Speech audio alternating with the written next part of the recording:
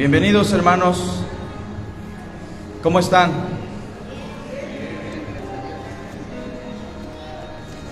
Vamos a iniciar con la escuela dominical.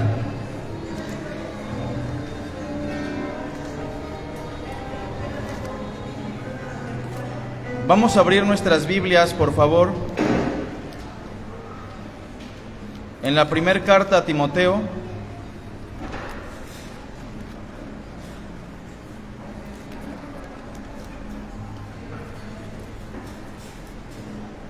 capítulo 5.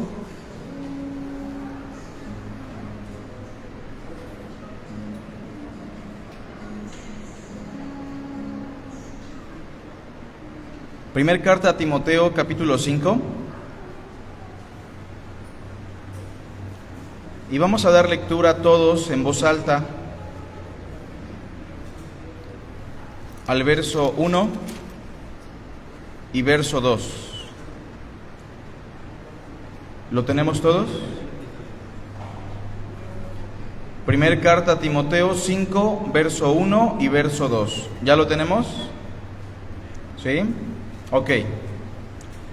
La palabra de Dios dice de la siguiente manera: no reprendas al anciano, sino exhórtale como a padre, a los más jóvenes como a hermanos, a las ancianas como a madres, a las jovencitas como a hermanas, con toda pureza. Hagamos una oración. Padre, Señor del cielo, te damos las gracias por este día, porque tú eres nuestro Dios y Creador, porque por Cristo tenemos la oportunidad de conocerte y tener una esperanza viva en los cielos. Señor, bendice este tiempo y te rogamos perdones nuestros pecados, nuestras faltas. Ayuda a esta iglesia, Señor, y a cada hermano aquí presente a ser conformado a la imagen de Cristo. Te lo suplicamos, Señor, en el nombre de Jesús. Amén. Es la última lección de lo que hemos denominado en el Nuevo Testamento como la membresía de la iglesia. Cosas que debemos recordar sobre este breve curso, que es un curso informativo, son las siguientes. Lo primero, que para el ingreso a la iglesia de Cristo, los únicos requisitos son haber creído en el mensaje del Evangelio, o sea, haber recibido en fe a Jesús como nuestro Salvador y haber participado del bautismo, cosa que encontramos en el libro de los Hechos. Así que los que recibieron su palabra fueron bautizados y se añadieron aquel día como 3,000 personas. Es importante recordar esto y despojarnos de cualquier obstáculo que, aunque con buenas intenciones, muchas veces trunca o afecta el ingreso de miembros del pueblo de Dios en la iglesia local. Obstáculos tales como la vigilancia de los pastores sobre aquella persona que quiere ingresar a la iglesia, obstáculos como el cumplir con ciertos requisitos para poder entrar a la membresía de una iglesia. Pero también debemos cuidar ciertas cosas como el ignorar el hecho de que sí existe la doctrina de una membresía eclesiástica. Por otra parte, hermanos, hemos explicado que la meta suprema de ser miembro de una iglesia tiene que ver con el ser conformados a la imagen de Cristo Jesús. Por otra parte, se ha insistido en que los miembros tienen la obligación de interactuar y estimularse los unos a los otros, y que cada miembro ha sido colocado en el cuerpo para cumplir con una función específica. Algunos miembros están en entrenamiento, como lo dice Efesios. Los santos están siendo entrenados o perfeccionados para la obra del ministerio, y otros miembros ya están capacitando, funcionando en el cuerpo de Cristo. El último tema que abordamos hace 8 días, que se quedó trunco, fue el tema de la disciplina del Señor en la membresía de la iglesia. Cosas que debemos recordar sobre esta lección, que yo espero las recuerden, son las siguientes. Una cosa es hablar de la disciplina del Señor y otra cosa es hablar de la disciplina de la iglesia. O sea, para ser muy claros, la Biblia no nos habla de la disciplina de la iglesia. No existe tal concepto. Les he comentado que existen iglesias que se atribuyen las facultades de determinar cómo disciplinar a ciertos miembros. O existen pastores, líderes, diáconos, hermanos, que se atribuyen la facultad de disciplinar a ciertos miembros. No sé si usted alguna vez ha escuchado que se dice, el pastor tiene en disciplina a tal jovencito, a tal hermano, a tal hermana. Bueno, esta idea es autoritaria, es un señorío pastoral, eclesiástico, que no vamos a encontrar en el Nuevo Testamento. Y que si hemos dejado que el cristianismo de hoy se desarrolle con estos vicios, también es por causa de nuestra responsabilidad y negligencia como estudiantes de las Sagradas Escrituras. Pero yo espero que hasta aquí usted reconozca y pueda entender que el Nuevo Testamento no habla de la disciplina de la iglesia como tal, o de la disciplina de los pastores o diáconos. Ellos no tienen la facultad, ni la potestad, ni la iglesia de disciplinar a nadie. Lo que la Biblia sí menciona en el Nuevo Testamento es lo que encontramos constantemente con la frase, la disciplina del Señor. Hijo mío, no menosprecies la disciplina del Señor. No dice del pastor o de los diáconos o de la iglesia. Dice, no menosprecies la disciplina del Señor. Y esta expresión la vamos a encontrar en la primera, los Corintios, Apocalipsis, Hebreos, en muchos pasajes.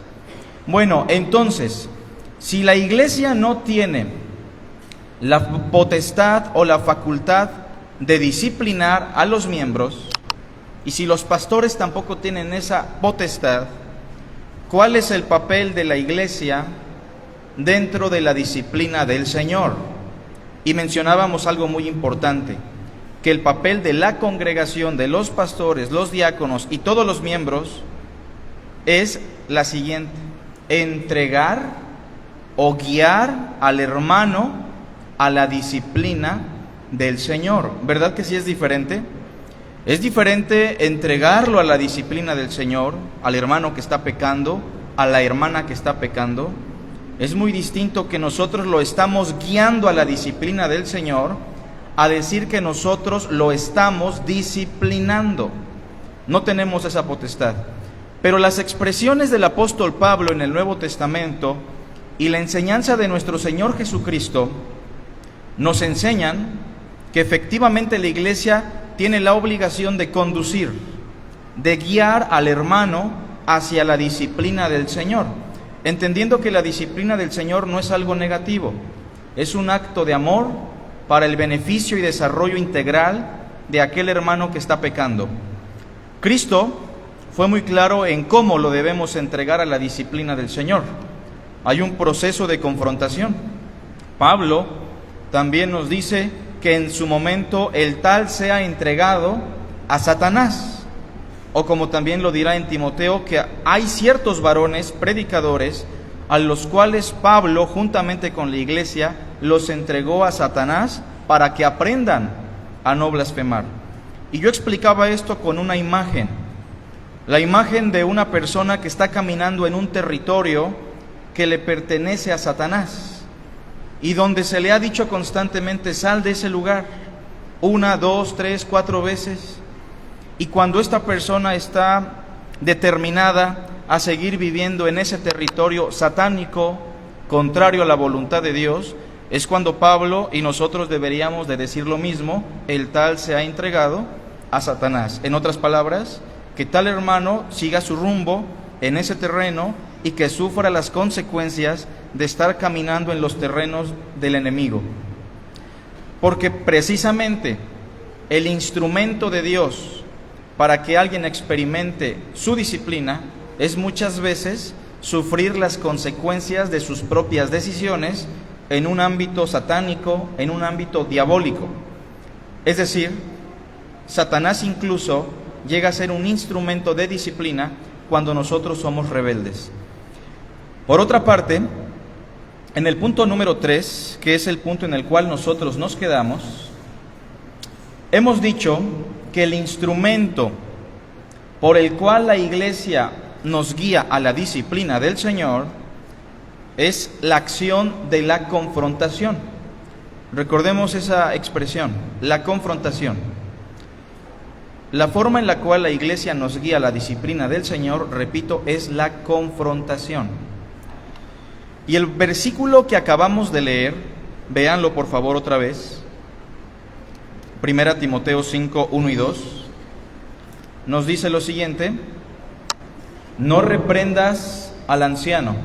Miren, en la iglesia vamos a encontrar a varones de edad, a hermanos grandes, maduros, a los cuales en algún momento tenemos que confrontarles porque no están exentos de pecar. Todos somos proclives a fallar y a pecar. Pero el consejo de Pablo a Timoteo para guiar a este varón a la disciplina del Señor, en primer lugar, no es la reprensión. Le dice, no reprendas al anciano, sino exhórtale como a padre. A los más jóvenes, exhórtalos como a hermanos. Se omite la palabra exhortación, pero está implícita. Siguiente verso. A las ancianas, exhórtales como a madres. Las hermanas tampoco están exentas de pecar. Los jóvenes tampoco. Y a las jovencitas también exhórtales como a hermanas. Y la última expresión, con toda pureza. Este versículo nos enseña tres cosas importantes que voy a mencionar a manera de introducción para sellar esta lección. Lo primero es que cuando confrontamos a un hermano que está pecando, tenemos que hacer una distinción entre la exhortación y la reprensión. Son dos cosas totalmente distintas. De hecho, reprender lo único que está buscando es evidenciar y de cierta manera está buscando lastimar, figuradamente hablando, a aquella persona que está pecando.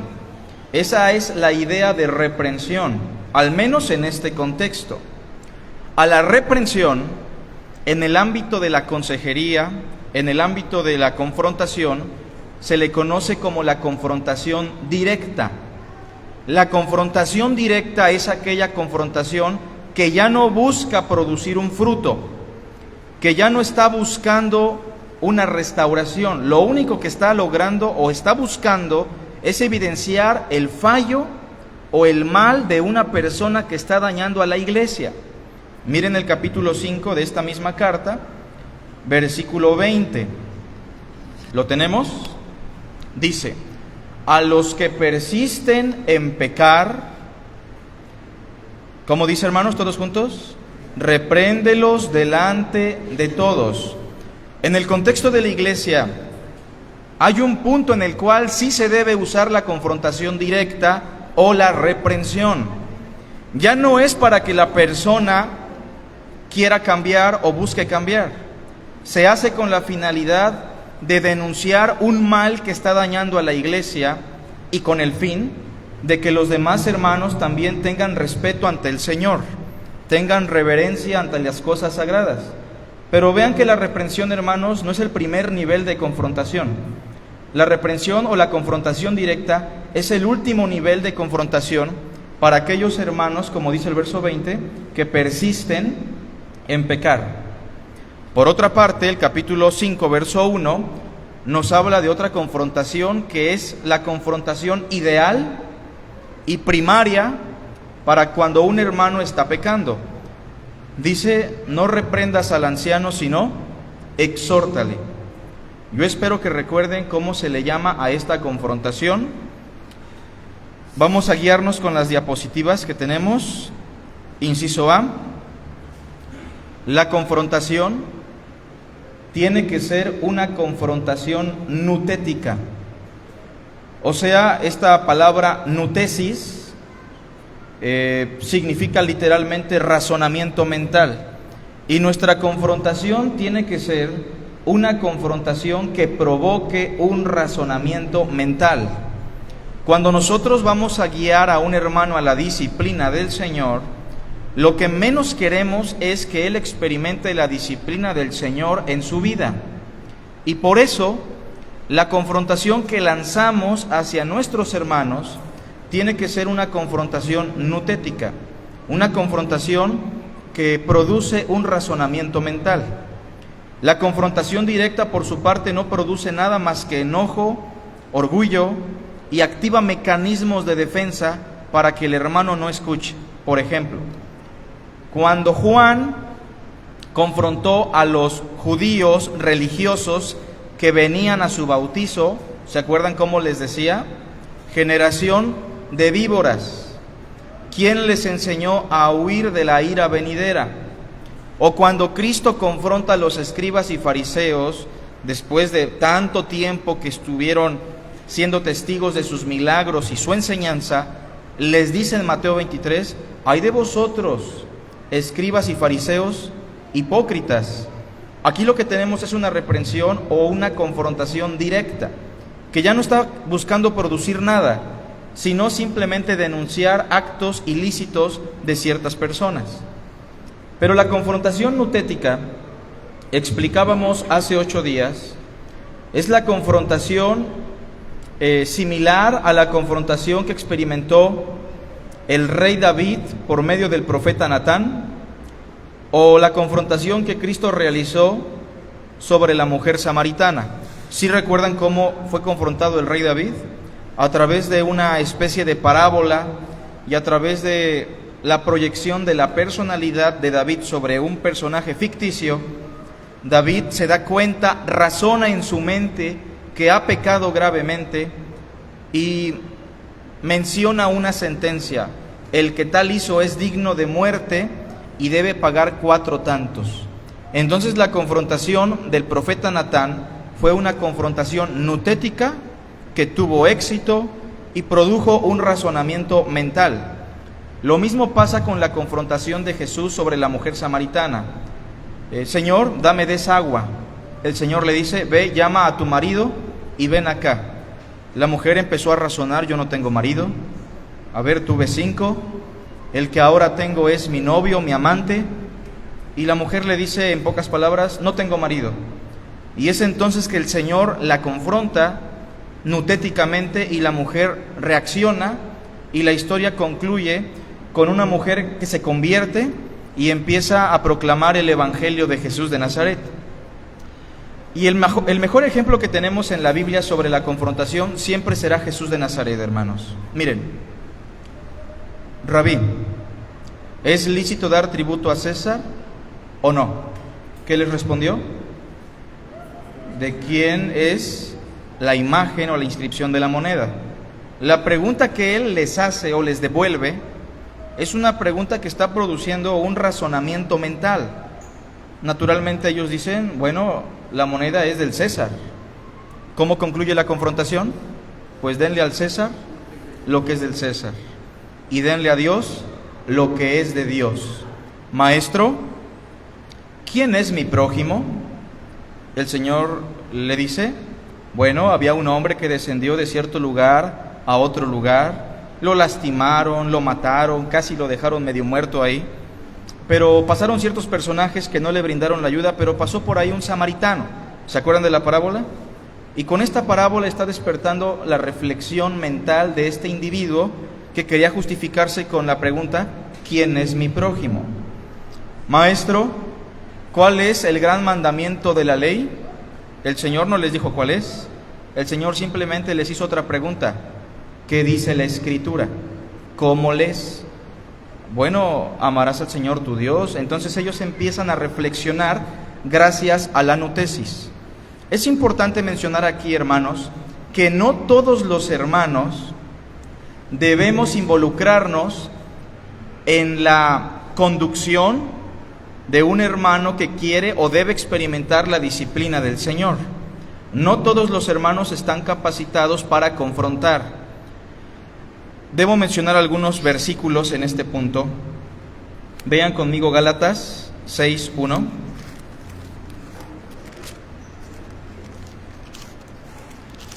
Voy a hacer una pregunta que me gustaría respondan.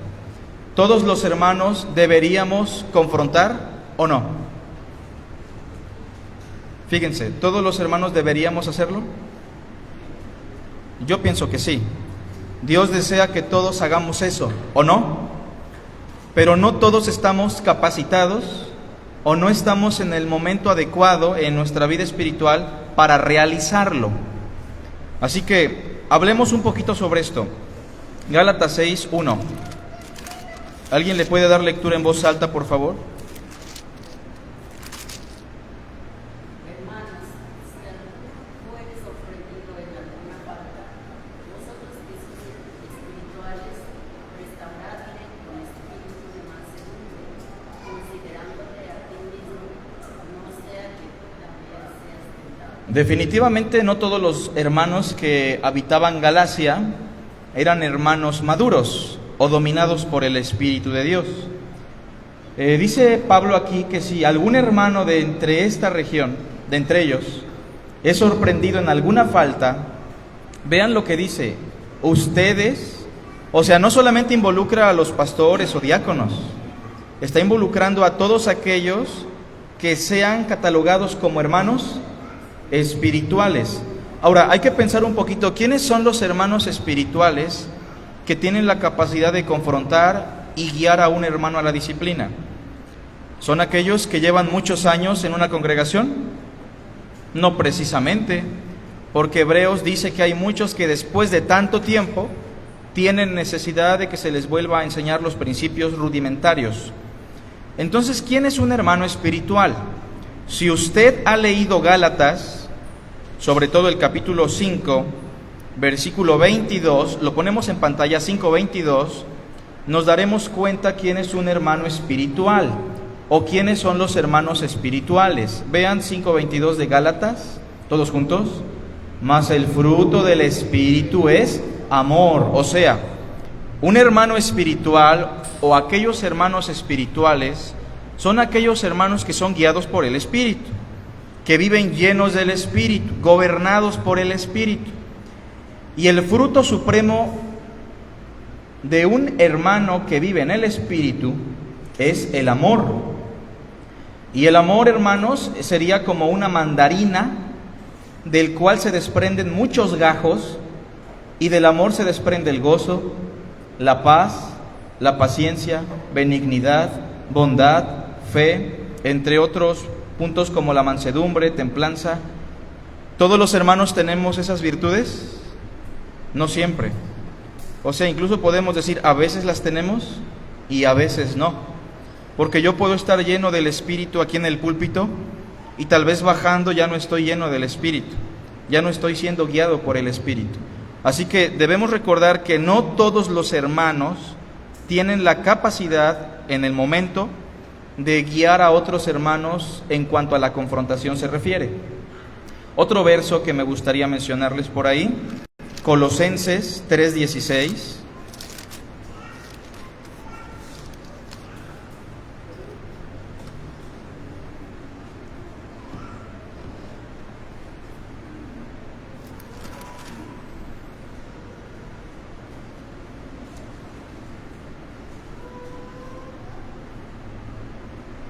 ¿Lo tenemos?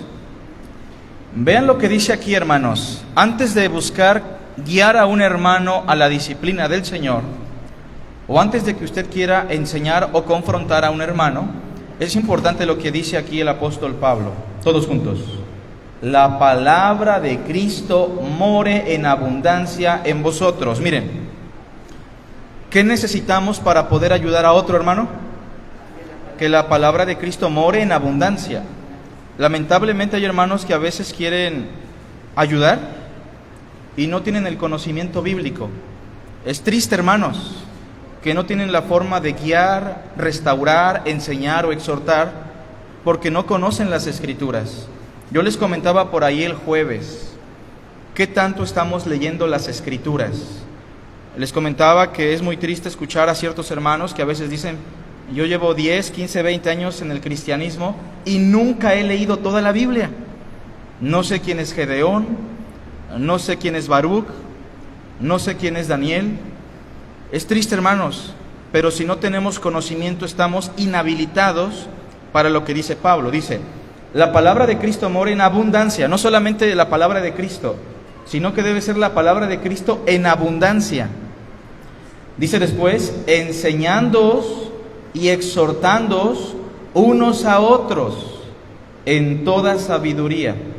Es tan triste ver a hermanos, incluso pastores, he escuchado a algunos ministros, incluso ya de edad, que cuando les llegan problemas familiares de la iglesia, el consejo es, hermanos, esto se sale de mis manos, les animo a que busquen a tal psicólogo para que les dé un seguimiento. Hermanos, ¿qué la Biblia no es suficiente?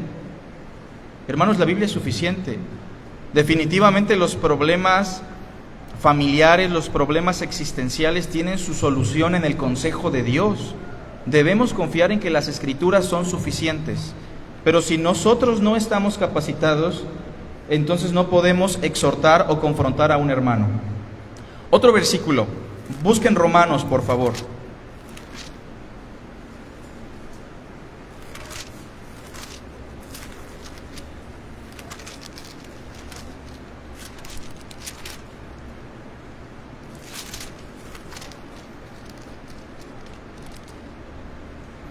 Quince, 14, por favor.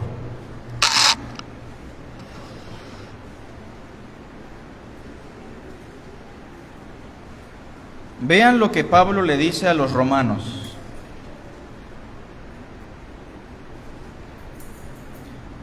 Dice así, pero estoy seguro de vosotros, hermanos míos, de que vosotros mismos estáis llenos de bondad, llenos de todo conocimiento, de tal manera que podéis amonestaros los unos a los otros. ¿Es necesaria la amonestación?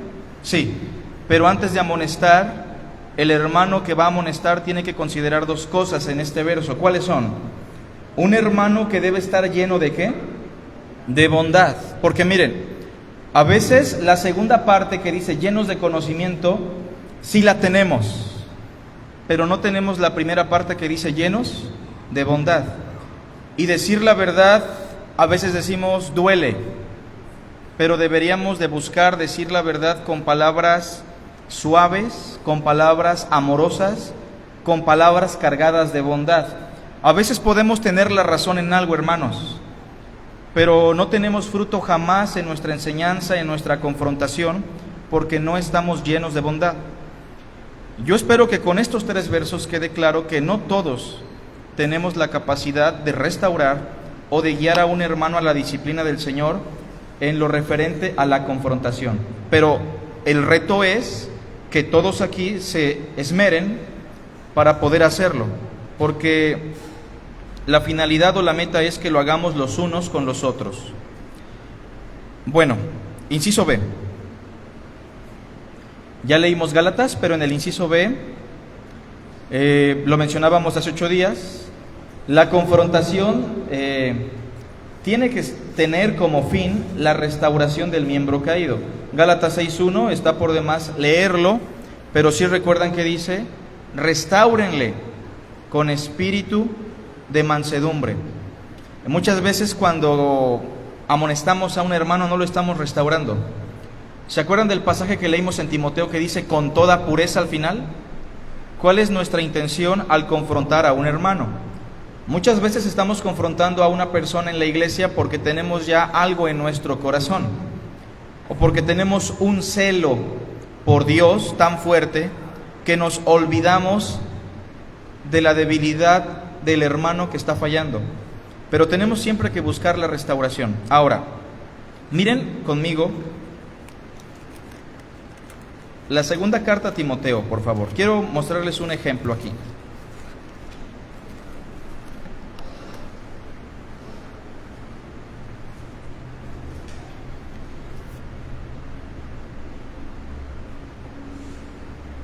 2 Timoteo 1, 6 y 8. 6 al 8. Vamos a pensar un poquito en esto de la restauración. Yo quiero darles ciertos consejos, hermanos, que a mí me han servido o que cuando no los he tomado han sido de perjuicio para el ministerio. Timoteo es un ministro joven que está fallando y podemos decir que está pecando de negligente y de inconsciente. Probablemente Timoteo se la pasaba en una depresión terrible porque no estaba teniendo éxito como pastor en esa iglesia que estaba totalmente desordenada. Por su juventud y por su falta de experiencia, probablemente los otros ancianos lo estaban menospreciando, lo estaban desplazando.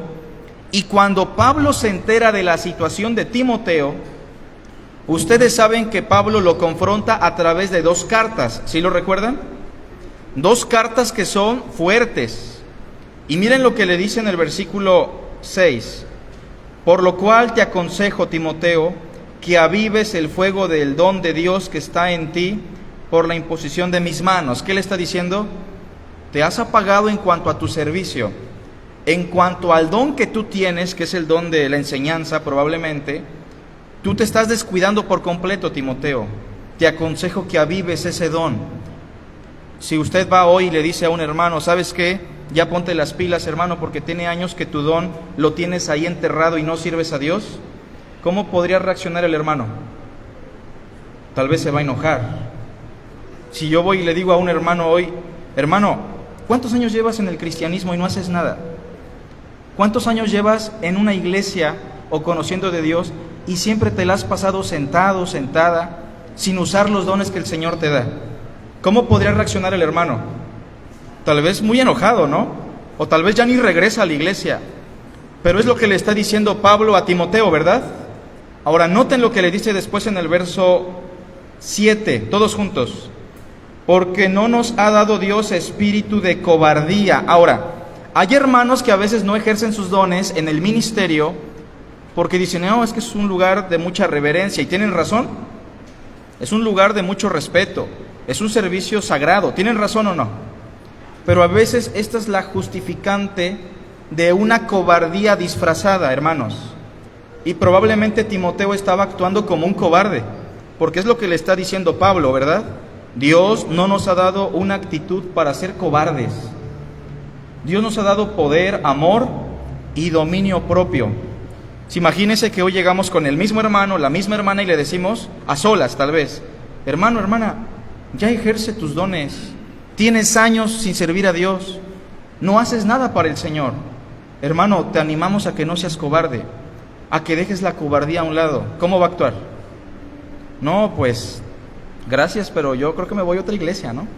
O gracias, hermano, pero esto a mí no me gustó, usted fue muy duro.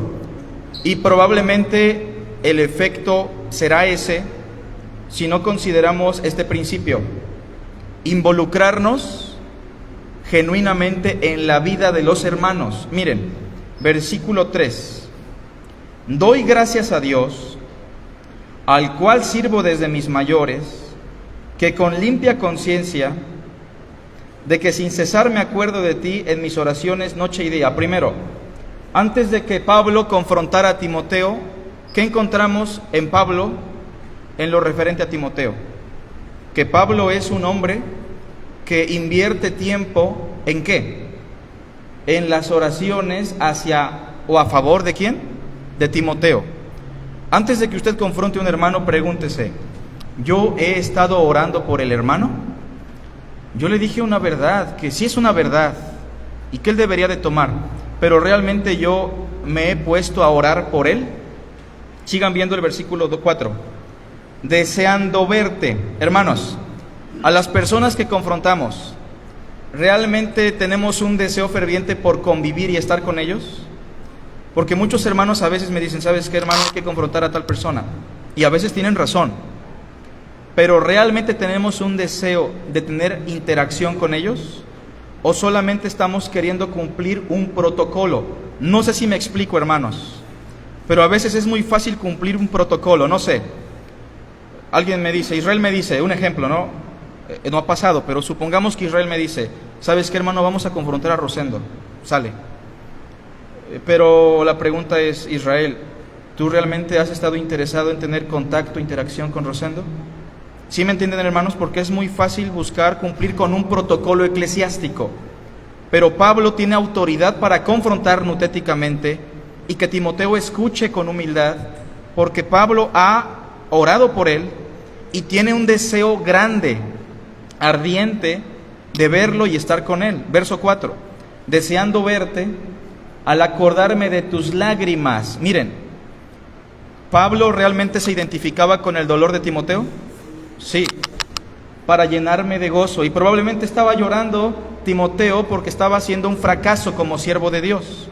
Hermanos, a veces no podemos entender el trasfondo de ciertos hermanos que están pasando por momentos difíciles y tal vez pecaminosos, pero debemos identificarnos con ellos para que nuestra confrontación sea efectiva. Dice después el verso 5, trayendo a la memoria la fe no fingida que hay en ti, la cual habitó primero en tu abuela Loida y en tu madre Eunice, y estoy seguro que en ti también. Esa expresión final, estoy seguro que en ti también, ¿qué está implicando? Que Pablo se involucró en la vida de fe, en el discipulado, en el entrenamiento, y Pablo verificó que Timoteo tuviese una fe correcta, bíblica, cristológica.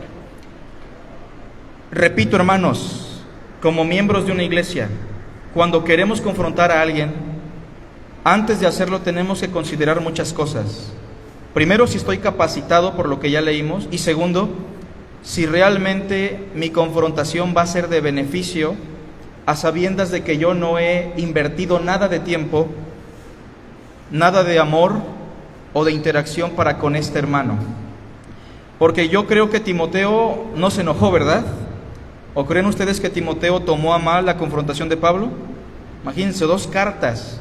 Imagínense que un hermano le escribe 2 cartas diciéndole a usted todo lo que hace mal, ¿no? Y lo que debe de hacer. 2 cartas. Timoteo lo tomó a bien, pero probablemente esto tiene un trasfondo de contacto, de interacción. Bien, hermanos. Sí, hermanita.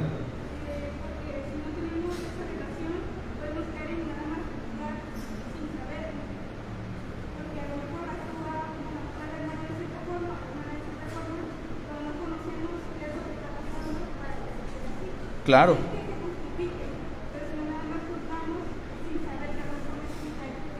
Así es. Sí, hermana, si nosotros no nos involucramos en la vida de alguien, como comenta Marianita, muchas veces tal vez estamos descontextualizados y estamos juzgando mal su pecado.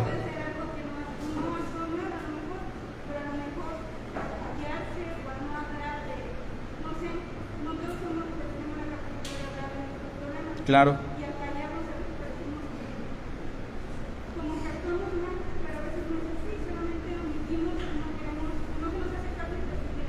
Claro, y entonces, ante hermanos que son introvertidos y no buscan el apoyo, la iglesia tiene que buscar la interacción. Esa es la finalidad. Ahora, fíjese, hermana, que a veces puede ser que el hermano que está pecando, sí está pecando con alevosía y ventaja, y tal vez investigamos bien la situación y sí está pecando.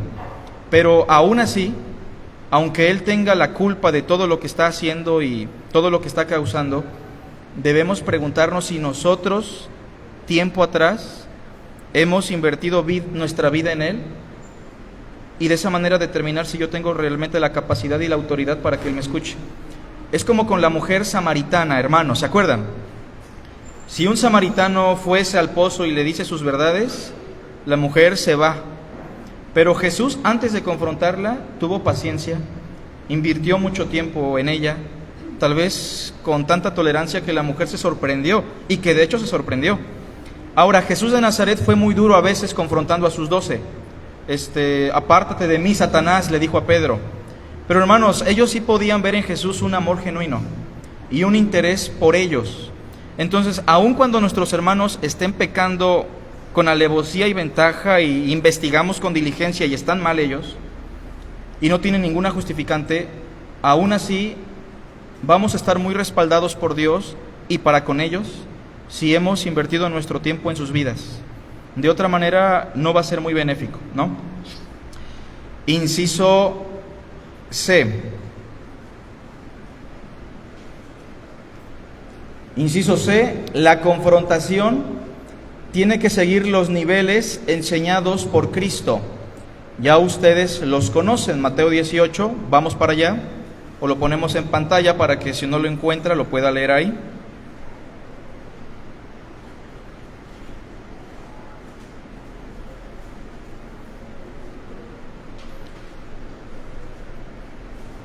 Mateo 18, verso 15 al 17. Fíjense cómo lo enseñó el maestro. El maestro dijo lo siguiente: por tanto, si tu hermano peca contra ti, ve y repréndele tú y él solos. Si te oyere, has ganado a tu hermano. En primer lugar, se nos habla de una confrontación individual, una confrontación personal, donde no tendrían por qué haber otras personas, donde si el hermano escucha el exhorto, no tendríamos por qué comentárselo a alguien más, no tendríamos por qué informarle a ninguna otra persona de la iglesia. Si el hermano escuchó y nosotros vemos frutos de arrepentimiento, eso se queda a solas. ¿Sale? Eso es muy importante, hermanos, porque a veces el hermano peca, la hermana peca, e inmediatamente lo llevamos a la iglesia o a otros hermanos, y debemos entender que en este primer nivel, si el hermano escuchó el exhorto, entonces lo hemos ganado y no tiene por qué enterarse nadie más. Ahí se queda el asunto. Ahora, aquí dice que si mi hermano peca contra mí, ¿no? Yo vaya. A veces decimos, no, pero pues a mí no me afecta. ¿Pero es un mandato del Señor o no? Sí, que vayamos, el Señor lo dice. O a veces un hermano tiene algo contra nosotros, y entonces en este caso, cuando nosotros hemos pecado, también el Señor dice, por tanto, si traes tu ofrenda al altar, ¿se acuerdan? Y allí te acuerdas que tu hermano tiene algo contra ti, entonces ve, deja ahí tu ofrenda y reconcíliate con él. En este primer nivel de confrontación hablamos de un nivel individual. Siguiente verso. Mas si no te oyere, toma aún contigo a uno o dos, para que en boca de 2 o 3 testigos conste toda palabra. En este segundo punto, de confrontación, debemos tomar a hermanos como testigos de que en un segundo nivel lo vamos a confrontar con el fin de que el hermano escuche, que se arrepiente. Y dice el versículo 17, si no los oyere a ellos, dilo a la iglesia. Miren, este nivel ya es bastante vergonzoso a veces, pero se le dice a la iglesia para que la iglesia solo se entere. No, se le dice a la iglesia, a los miembros de la iglesia, que el hermano está fallando y que se le ha dicho 1 o 2 veces y no ha querido escuchar, con la finalidad de que la iglesia también intervenga, porque dice el verso después, y si no oyere a la iglesia, ¿ven eso? O sea que la iglesia, cuando escucha que un hermano ya está fallando y no quiere escuchar, la iglesia tiene que irlo a buscar. Cada miembro ya tiene la obligación de buscarlo, exhortarlo, animarlo para que deje de hacer lo que está haciendo. Y si no oyera a la iglesia, termina diciendo, tenle por gentil y publicano. Tenemos por ahí también Tito 3:10.